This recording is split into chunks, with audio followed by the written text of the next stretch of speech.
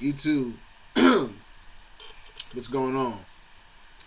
This is the one and only, your dude, your boy, Intergalactic Brew once again.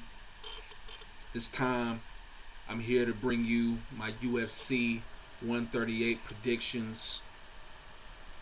UFC 138 going down this Saturday night from Birmingham, England, going cross country. You know what I'm saying? It starts 9 o'clock, 8 Central.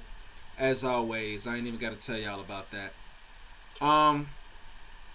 Looking at this pay-per-view, I mean, it's maybe like a couple of good fights on here that interest me.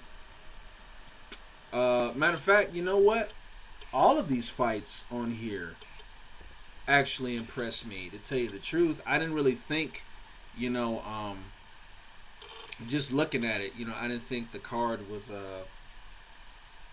was too good. But now that I, have got a chance to, kind of look at some highlights of the of all the, well, most of the fighters I know, but their opponents, I've got a chance to look at some of their highlights and stuff on UFC.com and just, reading about them and stuff like that. This pay per view is actually going to be really, really good, and especially the main event. The main event, I mean, what is this? The first 5-round non-title middleweight fight ever in UFC history. I mean, how great is that? You know what I'm saying? Like, UFC just keeps making history time after time lately. But anyway, without further ado, let's go ahead and get right into this pay-per-view. Shall we? We shall. Okay, first fight I want to talk about is Cyril the Snake Diabate versus Anthony the Hippo Perosh. Anthony Perosh, we got to see him for the first time. I think it was 2010, 2009. I think it was 2009, I believe, when he fought Mirko Cro Cop. And Cro Cop just completely sliced him with elbows, busting him up a little bit. But up until that point of the fight, Perosh did show some potential. He was able to get a quick takedown on Cro Cop for a minute. He was able to control him, but Cro Cop, being the good takedown defense that he does have, was able to get back to his feet. And of course, was able to TKO Perosh. But just from that little tidbit I did see from Anthony, like I said, he does have potential. He has great jiu-jitsu. He's a Brazilian jiu-jitsu black belt. We all know that. So obviously his plan for this fight is obvious. He wants to take it to the floor and try to submit Diabate, as vice versa with Diabate. He wants to knock Anthony Perosh out standing up. I mean, it's no secret here. This is another good old-fashioned styles clash, grappler versus striker, and both eventually in the fight want to apply their strength. Now, Anthony Perosh will be the bigger guy in the fight. Possibly, he probably will be the bigger guy in the fight, and will probably have the strength advantage as well, which will probably increase his chances of taking Diabate down. Now, the only thing that does concern, or will concern, Perosh in the fight is Diabate's length, and also his accuracy, and just his sharpness of his striking. Cyril Diabate is a well-seasoned striker. He's a former world Muay Thai champion.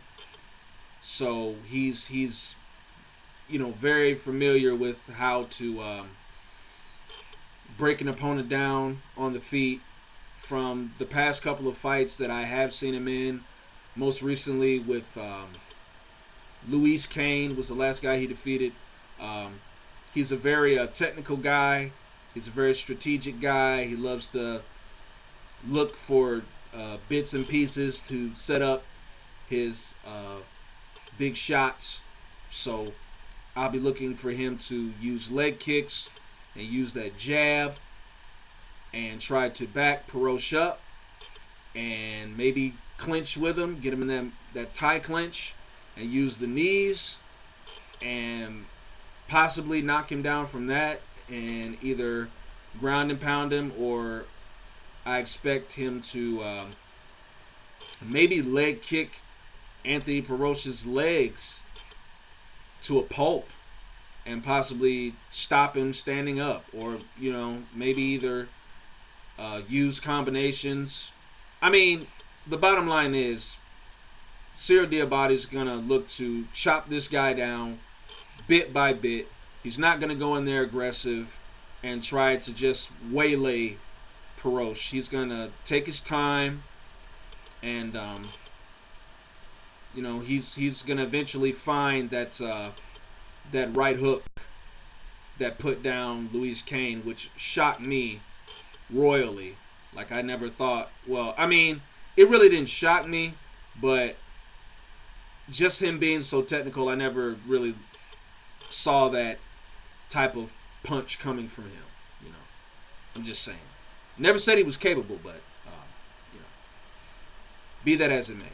But the bottom line is that Cyril Diabate is going to have to work on takedown defense, of course. If he does go to the ground, he's going to either have to hold Perosh down to influence the referee to stand the fight back up, or either he's going to have to scramble and possibly sweep Anthony Perosh, which will be very hard to do, and try to get the fight and try to get back to his feet. Now, obvious for Perosh, he's going to want to look to take Diabate down, get on top, punish him with ground and pound and elbows, and either look for, hold on, yeah, Grandma gonna bring some chicken home. Go tell them Grandma I'm finna bring some chicken home.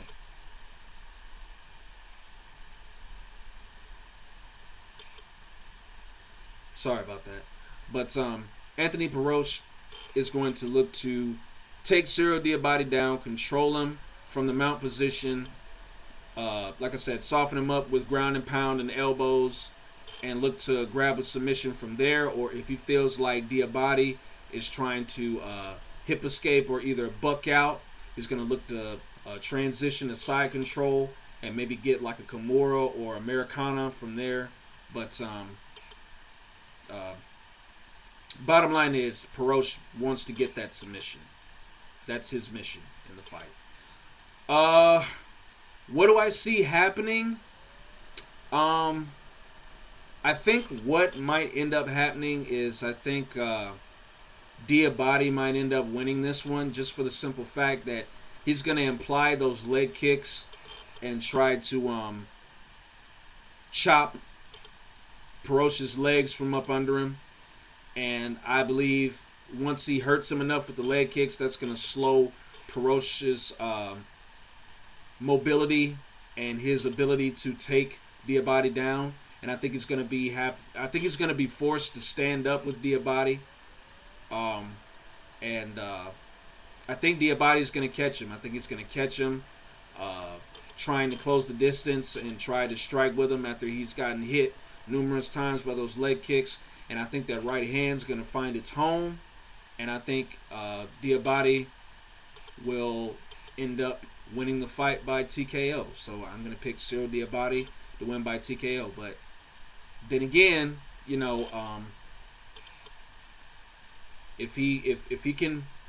I believe that, Perosh does have a chance to win the fight. I'm giving him a chance to win the fight. I wouldn't be surprised if he did.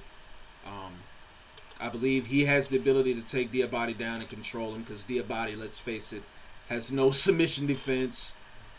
So I'm gonna go with Cyril Diabate on this one.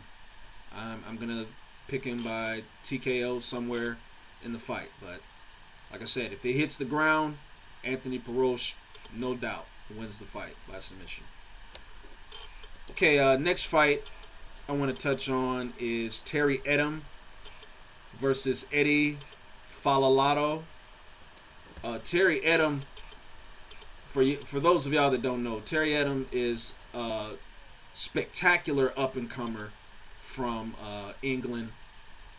He's a quick, lightning fast striker. Has good flying knees, good head kicks, good leg kicks, good combinations, along with some good jiu-jitsu as well. He's had a lot of submission victories in his fights. So this will no doubt be an exciting fight if Terry Edom's involved. I don't know too much about Eddie Falalato, but from what I did see on UFC.com in the preview and some of his highlights, he seems to be a very precise striker with good wrestling and grappling all around. So I think this will be a very stern test for Edom.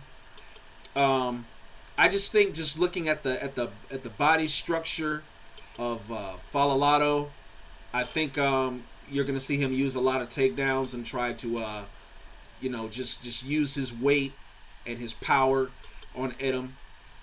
Standing up, I think it could be very even, but I think when you train with Chris Lieben, I think your striking has no choice but to be on point. And I think we're going to see that from Eddie Falalato. And I just got a feeling that Falalato's going to catch Edom for some reason. I don't know why. But I think he's going to end up catching Edom. And I think he'll end up knocking him out. So I'm going to go with another TKO by... I'm going to pick Eddie Falalato here. I think he's going to pull the minor upset, if you want to call it that. I just think that, with his body structure and he's going to generate a lot of power. And I think he's going to also, look for a few takedowns and stuff on Terry Edom. Because Terry Edom will be the smaller guy, even though he'll be a lot quicker. You know what? I changed my mind. I'm going to go with Terry Edom here. I'm going to go with Terry Edom. And I think he probably might end up... I'm going to go by submission. You know what? Because now that I think about it, he's going to be the quicker guy. And, his leg kicks are so fast and his combinations are so fast. I'm going to go with the hometown boy here. I'm going to go with Terry Edom. But I would expect Eddie Falalato to win this fight. So I'll put it like that. But I'm going with Terry Edom by submission. Next fight, Thiago Alves versus, I think you say, a Papi Abedi. Papi Abedi is a newcomer to the welterweight division. From what I've heard about him, he's a phenomenal striker. Of course, we all know what type of fighter Thiago Alves is. He hasn't looked himself lately in his fights. He hasn't displayed his all-around skills in his past couple of fights. That's why he's been getting beat. I expect Thiago to come out and use the full, well-rounded arsenal, whether it be striking or grappling. And I expect him to put on a good performance. The Beatty guy, he could come in and surprise Alves. Like I said, he's a good striker himself, so you never know. But I just think Thiago Alves is a lot more motivated for this fight, and I expect him to come out and do as well as I've ever seen him do. So I'm going to go with Thiago Alves by a scintillating knockout. I'm picking knockouts here. So Thiago Alves, KO. Stay tuned. I'm going to do another video for the co and the main event. So stay tuned.